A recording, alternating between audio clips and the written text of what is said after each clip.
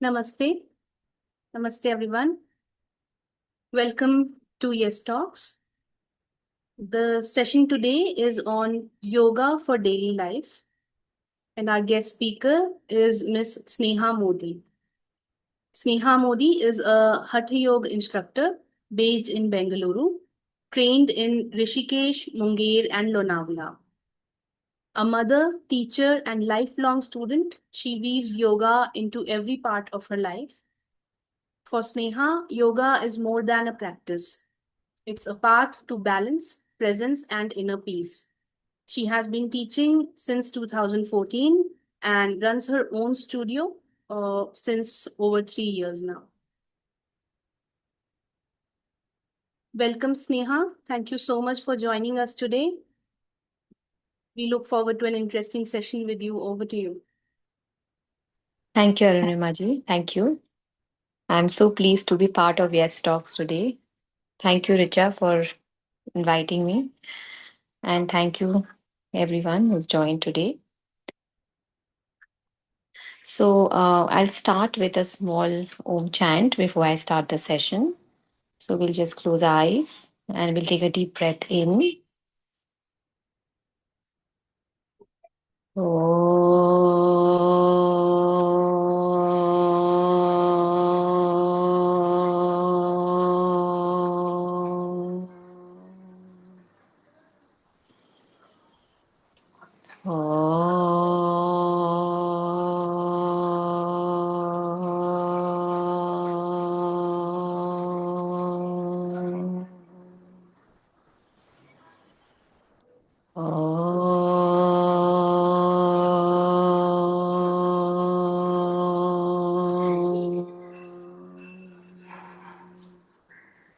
योगेन चित्तस्य पदेन वाचां बलं शरीरस्य च वैद्यकेन योपाकरोतं प्रवरं मुनिना पतञ्जलिं प्राञ्जलिरानतोऽस्मि ॐ शान्ति शान्ति शान्तिः.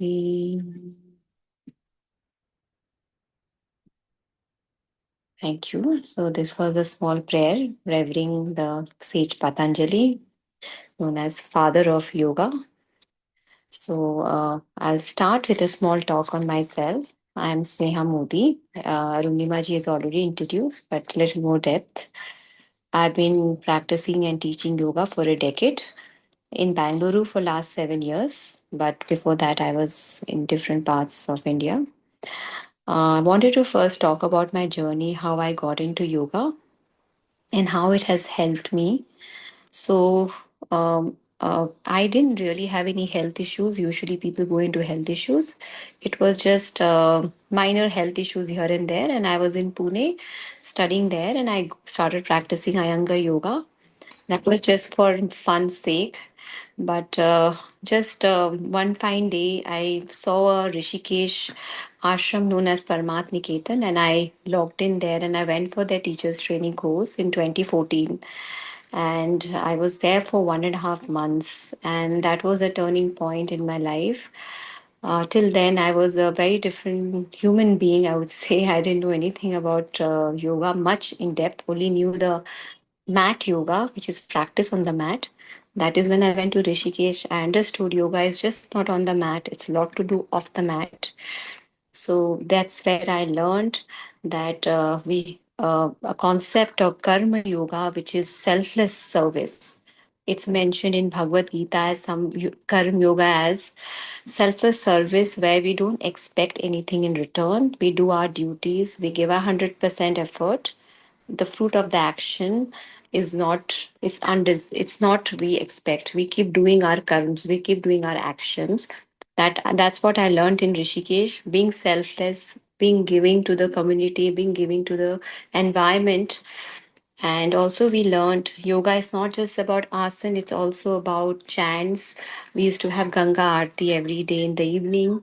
We had Ganga flowing, and we would chant, we would pray. The whole bhakti yoga was introduced to me. Earlier, I had seen people praying, but the whole concept of bhakti yoga was introduced there. And the mantra chant, which is called yoga, japa chant, where you take one mantra, example, Om Ganpati Nama, or any mantra. It's not to do with religion, any mantra you can relate to, and you chant it. Keep chanting it till you feel the vibration of it. So all this part of yoga was introduced, and it helped me tremendously. It brought a lot of awareness in my life, emotionally and mentally, more than physical benefits. I felt the other benefits. Then I went to Bihar School of Yoga after Rishikesh. There, 60% yoga was Karma Yoga. We had very little asana class, maybe 1 hour a day. 4 hours was cleaning. We had to clean our bathrooms. We had to clean others' bathroom. They can give you anything. You can't say no to it. They'll one day give you kitchen work, one day they'll give you. So first few days was very difficult because I have never done it. But when you do it over the time, you understand. That time I was like, why are they making us do this? Then when I left and I came, I understood the whole thing. There's the yoga is about everything. It's about doing things which is not concerning only with you. We do our own bathrooms, we do our own things, but when you do something which is not concerning you, which is outside you for the larger community. So this has been my journey, and then I also went to Lonavala in Kevalya Dham, where I did a small foundation yoga and Ayurveda course for 20 days. There also, it was a huge learning for me. I met a lot of people around the world, why they came there, because they had something in their life and they heard about India being a spiritual community, India being a spiritual land, yoga land. Um, they have everything in their country from the first world countries, but they're coming to India to seek peace, to seek some knowledge. So that was very inspiring talking to them, meeting them. So this is how my journey has been into yoga. So, like today's topic is how we can inculcate daily yoga in our life. So, first, I will introduce what is Hatha Yoga. I'm sure you all have heard of Hatha Yoga. It's a traditional form of yoga, and ha and tha are two words. Some texts they say ha is sun, tha is moon, ha is masculine, tha is feminine. We need to have both the energies in us, in our body, balanced. If anything is imbalanced, is not good. So the whole idea of hatha yoga was introduced. Like in normal Patanjali yoga, there are 8 limbs. In hatha yoga, they say the important 6 limbs.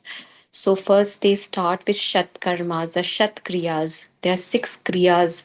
So the whole Shat Karmas is internal cleansing. The first one is Kapalbhati, which is a very common Shat Karmas we have heard. But Ramdev Baba had made it very popular. There was a time when everybody was doing Kapalbhati with with this sound coming out. So that is a very good kriya for frontal cleanliness. If you have headaches, sinus, allergic, migraine headaches, so it's a good kriya for that. Though people count it in pranayama, but actually it's a shatkarma. Then second is dhauti. Dhautis are example. There's a kan rana dhauti. So you do all the cleansing of your ears, like you massage your ears like this. You pull your ears. You do up and down. Then there is kapal randra dhauti. You massage your nose sidewise. You massage your mouth. So there are different dhautis. And there's basti. Basti has to do with your like enema. You've heard of enema where you do intestine cleaning. So that's basti. And then there is tatrak. You see probably an image. Example, you see a full moon and you keep looking at it. So it cleanses your eyes, and of course, it's a great clarity cleansing of your mental, emotional cleansing. It's a deep cleaning. Then we have Nauli. Nauli is a little advanced. It involves about moving your abdominal area, looking at your digestion. So this other Shatkarmas, it starts the Hatha Yoga. If you go, it starts with that so that we first clean our intestine, our digestion, our sinus, because that's when we progress to asanas, the second limb, which is the asanas which we all are familiar with, which is all different asanas. We do Surya Namaskar, we do Trikonasana, standing, sitting. Then from there we go to pranayam. Prana, as we know, is the breath. Yama is the control. So when we do a controlled breathing, it leads to pranayam. And then we go to dharna dhyana.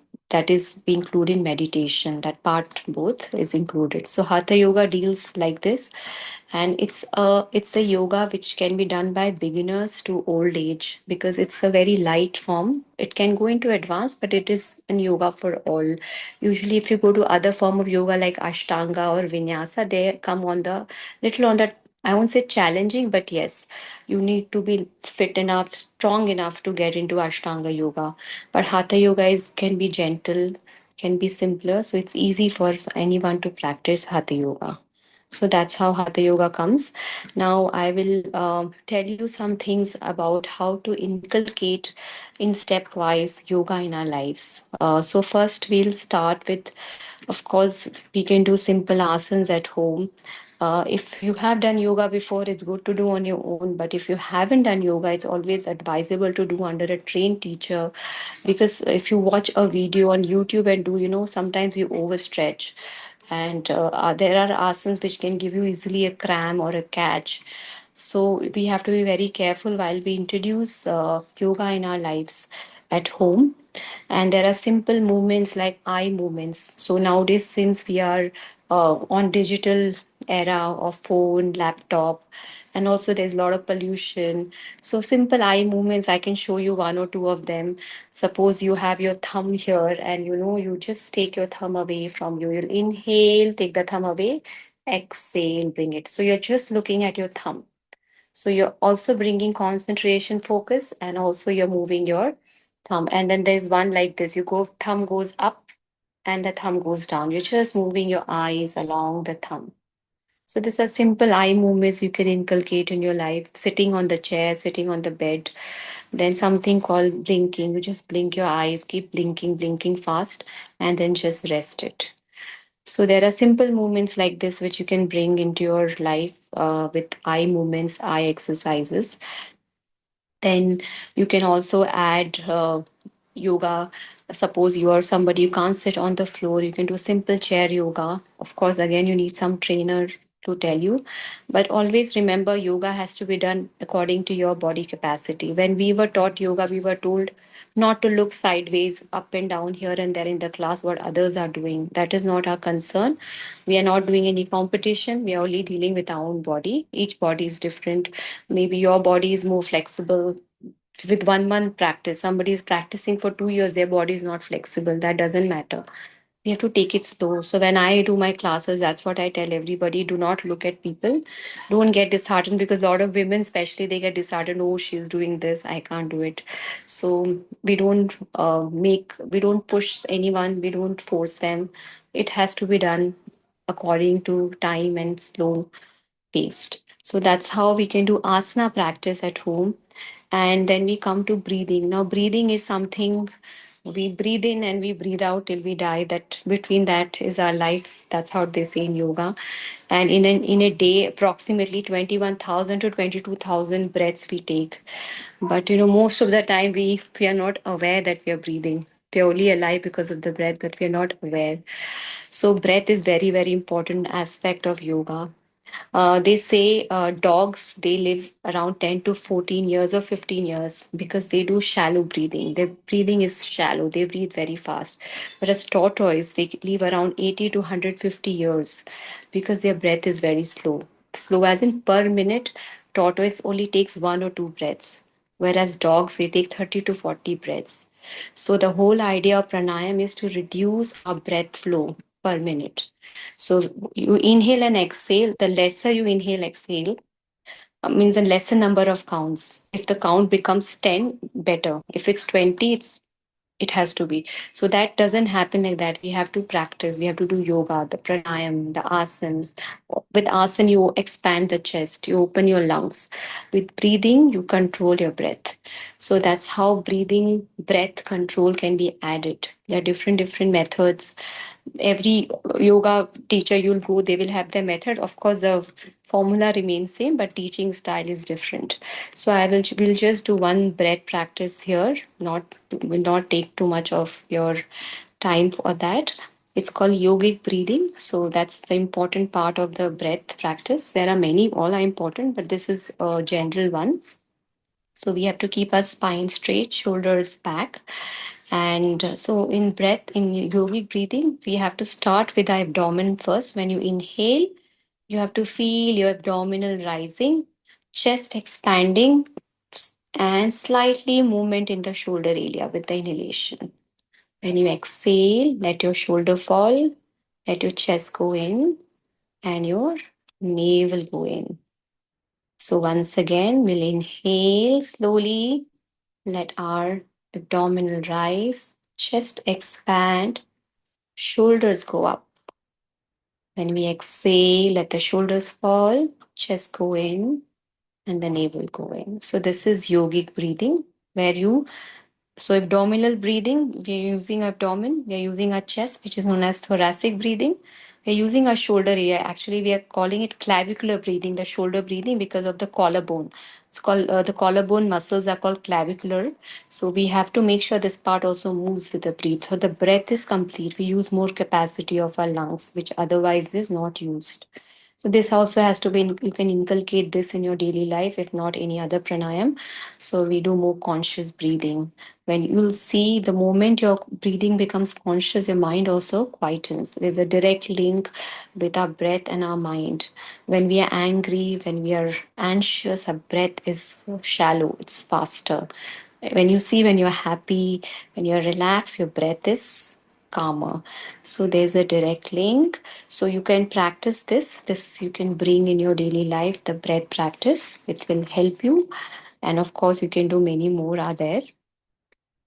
Now, from in our daily life, we can also include meditation. Now, how do you include meditation? Meditation is a very vast. It can be okay. What is meditation? We don't have to feel so traumatized with the word meditation. I see a lot of my students get very, oh, I can't sit, I can't meditate. I get more worried when I'm sitting quietly with myself. So we don't have to think that way. It's just something like a small thing of walking on a grass in the morning. Just if you have a lawn or a grass, or you can go to a park, sitting in the sun early morning, just walking on the grass mindfully for a start. Walking mindfully, as each step you are aware of. You take your right leg forward, you take your left leg forward, you're aware of your movements. And that can be a meditation. Meditation can also be you're sitting in the night and you are writing a journal of gratitude. Gratitude. I had seen Richa had done a very beautiful session on gratitude. So from there, just whole day what good has happened to you. You're just writing in your notebook, or you're going through it mentally. Then that is a meditation for the beginners, and doing mindful breathing where you inhale, exhale, you are aware of your breath. Even that is a meditation. So also we practice this full moon meditation on the day of full moon. In yoga, they say moon affects our emotions a lot. So on the day of full moon, they say stay happy. When you stay happy, that will aggravate. If you're angry, that will aggravate. So better to be positive. You want the positive to increase. So full moon, let's stay more happy, and we can sit under the full moon light and just do any chant, you like to pray, you like to just sit and watch the moon. Even that is a meditation. So that way we can inculcate different form of meditation. We can do prayer if you believe in prayer, sitting just quietly and watching a tree, feeling the color of the tree, observing a beautiful bird. Even that can be a meditation. Anything, whatever suits you in the beginning. So that way we can inculcate meditation in our life. So now we will also talk about this I concept I learned. I did a course from Bombay Institute of in Mumbai. It's a yoga institute in Bombay. So there they taught us this four important parts we should include when we are practicing yoga. The first is ahar. Ahar is the food. So this like we the topic is daily yoga. So this is a part of ahar, what we eat, how we eat.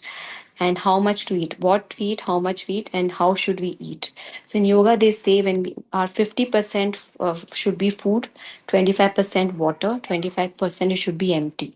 So you should always eat in a way that your stomach is little hungry. You're hungry. You're not overeaten. You're not over full.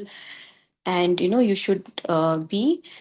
You should take your food should be such that you feel light throughout the day. There should not be heaviness. So that's what. And your food should be sattvic. Not saying you cannot eat tamasic. If you know the concept of sattvic, rajasic, and tamasic, so sattvic food is more of vegetables, fruits, vegetarian food, water, nuts, seeds, which has high prana, which gives you more energy. If you have tamasic food, they say they take the energy. It makes you lethargic and low in energy. So the food should be such, and the food should be chewed properly. It should be eaten at the right time when you're hungry, avoiding to eat late night. This is how ahar works in yoga. Then there's something known as vichar. Vichar is our thoughts. Our thoughts should be always kind, more appreciating, more loving. They tell us a concept called pratikshpaksh bhavna. It means it's a concept in Yoga Sutra. It means suppose we feel negative about somebody, immediately change your thought, think something positive about that person. There could be something we like in that person. Maybe we hate 100 things, but there could be one thing we like. So let's change that emotion that time. Or you're feeling really angry or you're feeling sad, think of something which has made you happy. So make your vichar thought consciously positive, which is called Pratipaksh Bhavana. So we can practice those. It requires practice. It doesn't happen in one go. You have to keep practicing it slowly.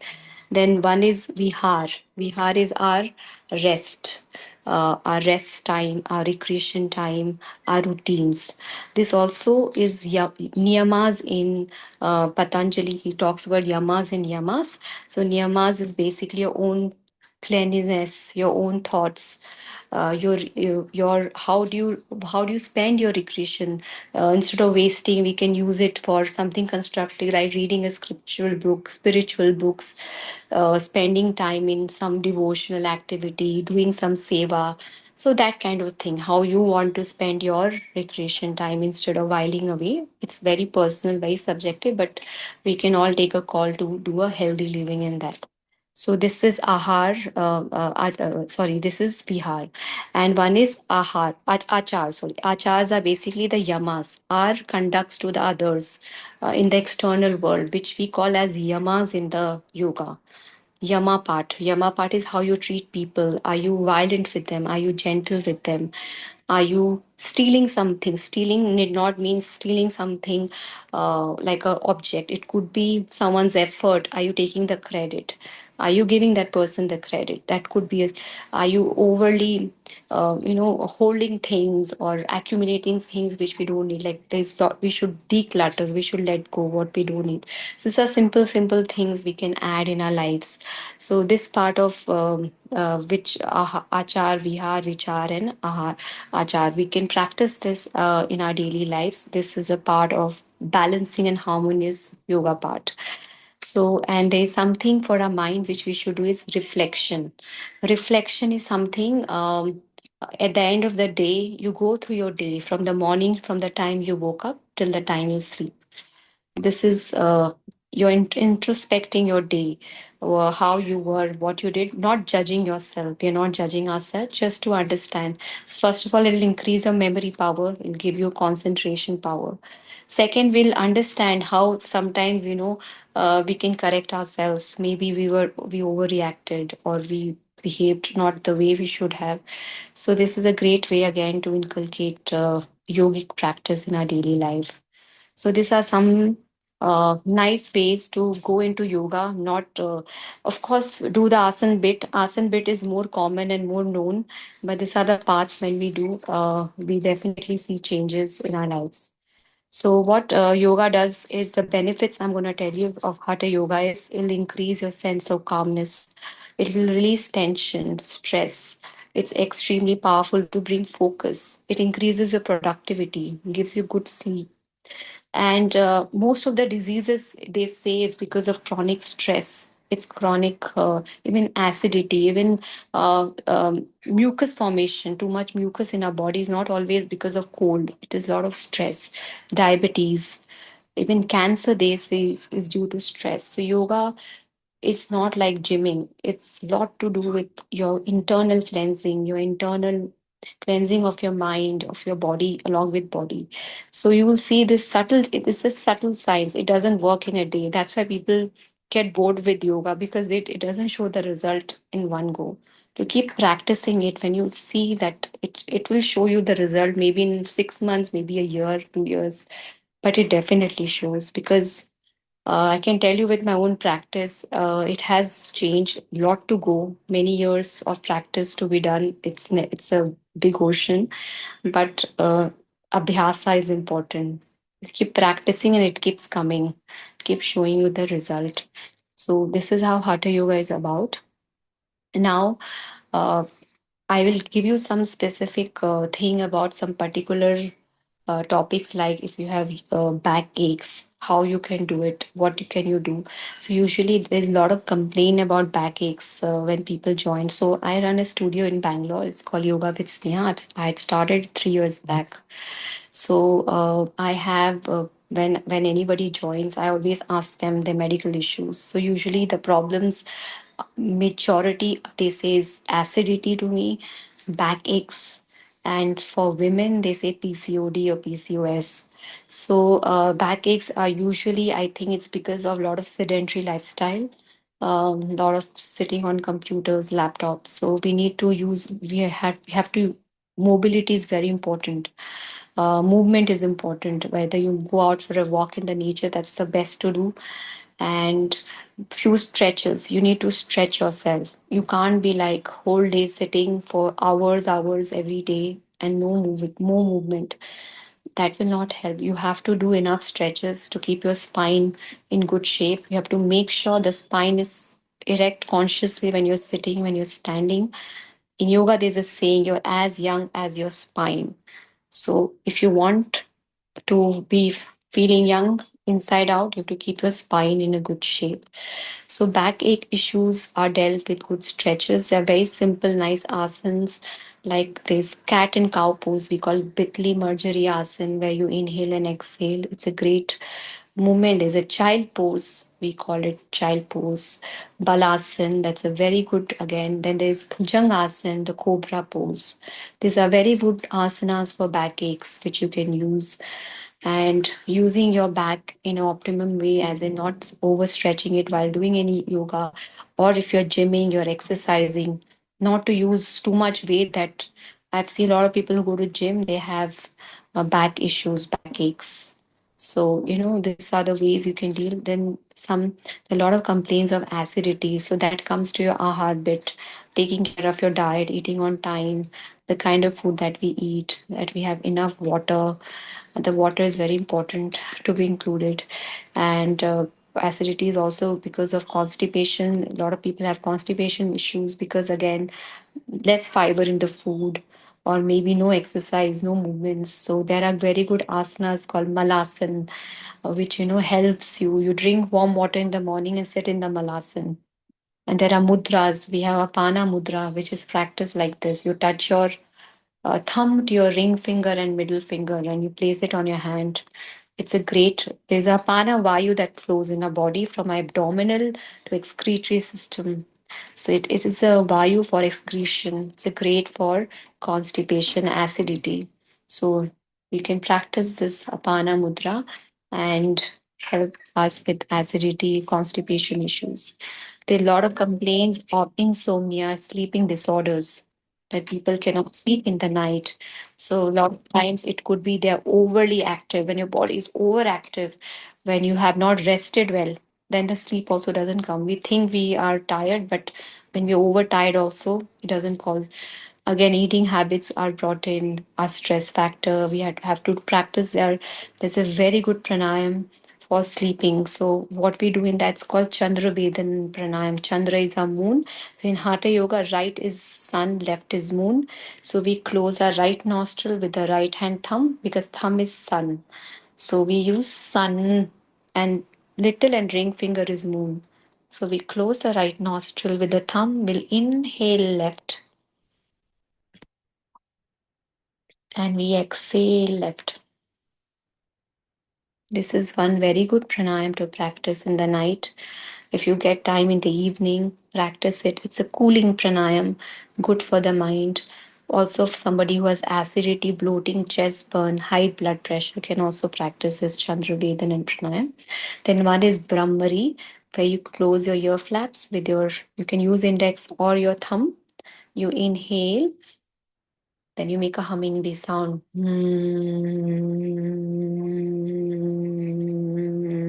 Like this, you can do 5 to 10 rounds.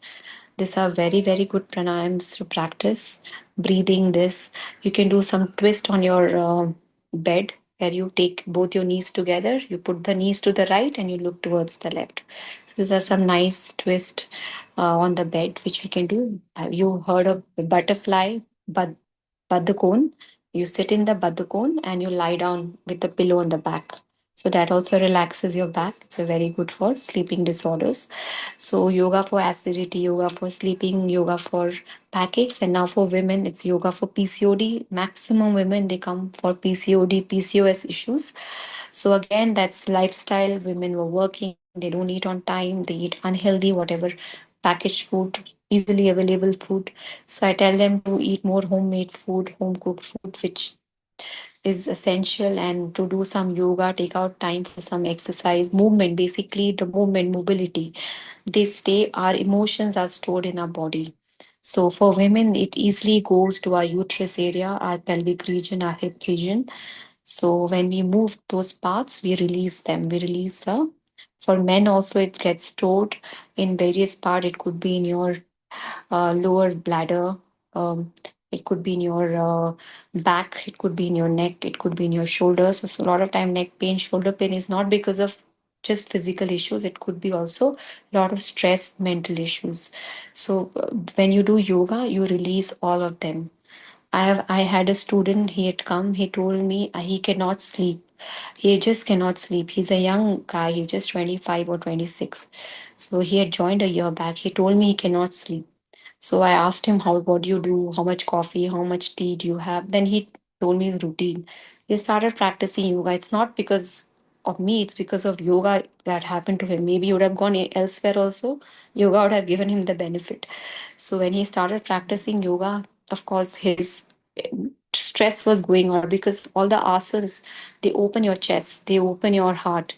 A lot of time you're inside, you're depressed. We don't know that we're depressed. So there are a lot of movements like this, like you open your chest, you open your heart, you let your hands go up. It opens your entire this region. You let go of the emotions. You open your heart like this, you let go of the emotions. So we did a lot of this, and he tells me now that he understands that what is happening to him, whether he's angry, whether he's depressed. Earlier he didn't know. He said, I didn't know how I was feeling. He said, in my office, I do this stretch. I feel good. So this is how you connect with each movements. Everybody, one may like backward bend more, one may like forward bend more. Everybody has their own favorites. When you practice, you will know what suits you, which pranayam suits you, which asana suits you, which posture suits you. So like that, yoga can be inculcated. And anything more, mean, I can say if anybody wants to ask something in particular about some yoga posture or. Thank you so much. Thank you so much, Sneha. We really appreciate you sharing your valuable insights and learnings with all of us. Thank you. Really Thank you. helped. And as you said, let's check with the participants. If anyone wants to ask something or wants to share something, participants, please go ahead. You can simply unmute yourself and speak up.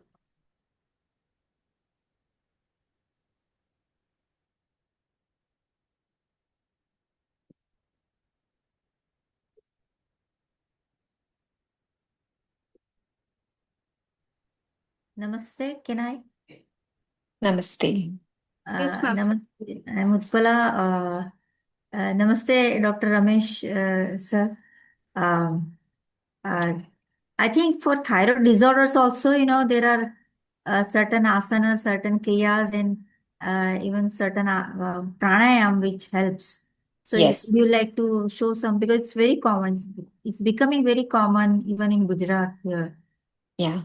So again, like we discussed, all this is stress-related issues. So for thyroid, for asanas, we do Matsyasana, fish pose. That you'll need a guidance from a trainer because it's a backward bend where you open your thing and you put your head back, lying down. I think Then in it- Padmasana, in Not Padma. just you can do straight legs. Padmasana is advanced. First, you can do straight legs, and you can put your head down. You give a stretch here. There's one called bridge pose, Setu Bandhasan. You can also do that, where you press your chin to the chest. Then there's a great mudra for it. It's called mudra, Shankh mudra, mudra of conch. If you want, I'll just show it to you once. Here, 1 second.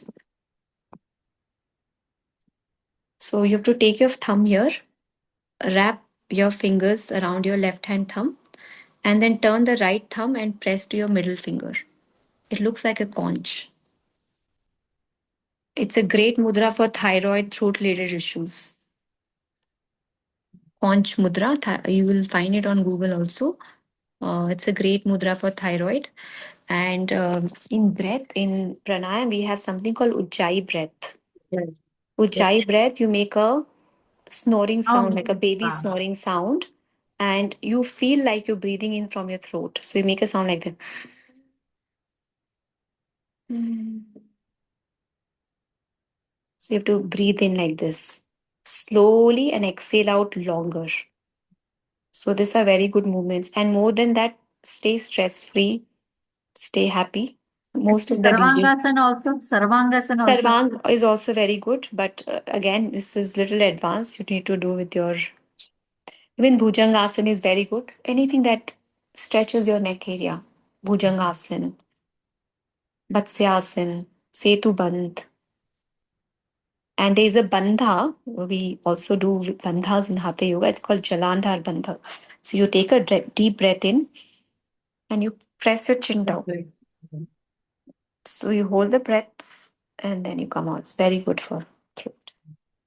Thank you. Thank you. Thank you. Participants, anyone else wants to ask or share something, please go ahead.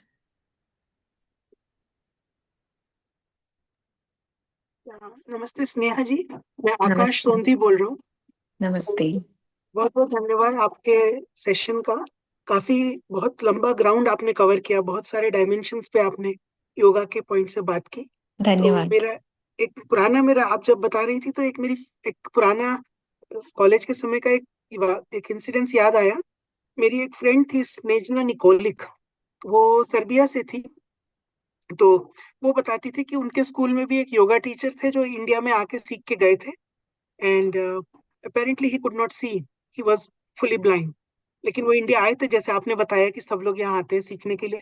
वो भी आए थे Russia के किसी support programme के द्वारा, और जाके फिर उन्होंने काफी लोगों को, वहां के लोगों को योगा सिखाया। तो उन्होंने क्वेश्चन पूछते थे कि योगा मतलब होता है एडिशन, योग, ऐसा वो स्नेजना बताने की कोशिश कर रही थी। तो बोली योग, योग मतलब एडिशन। देन वो पूछते थे क्वेश्चन, एडिशन टू व्हाट? तो बच्चे तो खैर चुप रहते थे, वो फिर बाद में वही आंसर देते थे कि addition towards a zero posture, somewhere where you become, where the everything adds up and becomes a zero kind of, मतलब एक स्टेट ऑफ, जैसे हम वो जीरो शून्य। ग्रेविटी चेयर होती है। हाँ, तो शून्य। वो मुझे अचानक से ध्यान आया। और बाकी तो, और या और एक यही बताना था। बाकी मैंने अब मेरे भी अलग अलग छोटे छोटे योगा से रिलेटेड टच पॉइंट्स रहे, जिसमें मैंने कभी सीखा और कोशिश करी आगे बढ़ाने की।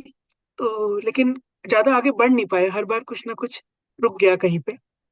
और बट अभी मैं कर रहा हूँ बिजलानी जी के वीडियोस, थोड़ा सा वहां से शुरुआत कर रहा हूँ मैं। वाह। तो बट मुझे ये लगता है कि it is definitely very helpful for anyone, actually वो अपने आप से जुड़ने का मौका देता है। तो हाँ, या, thanks. great. Thank you.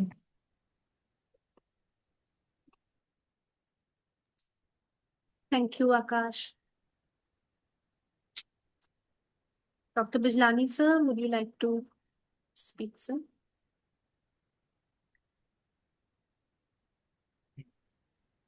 Thank you, Sneha, for covering so much ground in 1 hour. The different schools of yoga, and so many techniques of yoga, and also yoga therapy. Thank Uh, you. Thank you, sir. Yes. Thank you. Just a few comments, since that is customary in these sessions. Firstly, on ahar. Ahar, in yoga includes everything that we take in. Everything is food. So besides what we normally consider food, sensory impressions are also included in ahar. And regulation of that, the quality and quantity of the sensory impressions, is also a part of ahar. And these days it's becoming particularly important because we are taking so much of sensory impressions through the social media. And that requires really good regulation and self-control to be able to keep it both good in quality and manageable in quantity. So sensory impressions, and then the type of people with whom we keep company, their vibrations, their influence on us, that's also a part of ahar. So we should be mindful of our company, that people with whom we spend much time. So all this is a part of ahar. Another thing on which I thought I'll make a little comment is about pratipaksha. Now, pratipaksha is the other side. Prati is against or opposite. So and paksha is side, so other side. Now, this was a very, you can say, intellectually advanced way of looking at mental opinions and arguments, which means that the same issue can be looked at in many ways. And besides looking at it in a way that you look at it, you should also honor and respect and have an understanding that it can be looked at perhaps also in exactly the opposite way. And Sri Aurobindo is a past master at that. If you read some of his works, particularly the philosophical works where he tries to rationalize spiritual truths, you find that very often, for as long as 1 or 2 pages, you will feel that what are the arguments Sri Aurobindo is giving? This can't be Sri Aurobindo, because you know his views in general, and then you find that here he's talking about something else. And but then he is what actually doing there is making out a case for his opponents, pratipaksha. So he's taking the side of the opponents who may differ with him and making out such a powerful case for them that probably they themselves could not have made, give such arguments. So after those 1 or 2 pages of that, which shows that yes, this can be also a point of view, and why it is also logical, and why it is reasonable that many people think so.